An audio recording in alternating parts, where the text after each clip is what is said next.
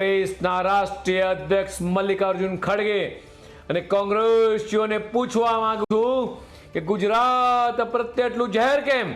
વારંવાર ગુજરાતીઓને જ કેમ ટાર્ગેટ બનાવવામાં આવે છે? ગુજરાત અને ગુજરાતીઓને તેમની આટલી બધી ઈર્ષા શેના માટે છે? કેરળની ચૂંટણીના ઉન્માદમાં કોંગ્રેસના રાષ્ટ્રીય અધ્યક્ષ મલ્લિકાર્જુન ખડગેજી ભાન ભૂલ્યા છે ત્યારે ચૂંટણી પ્રચાર દરમિયાન ખડગે દ્વારા ગુજરાતીઓને અભણ અને મૂર્ખ કહેવામાં આવ્યા છે.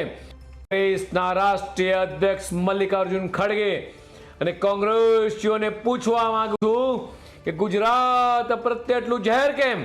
વારંવાર ગુજરાતીઓને જ કેમ ટાર્ગેટ બનાવવામાં આવે છે? ગુજરાત અને ગુજરાતીઓને તેમની આટલી બધી ઈર્ષા શેના માટે છે?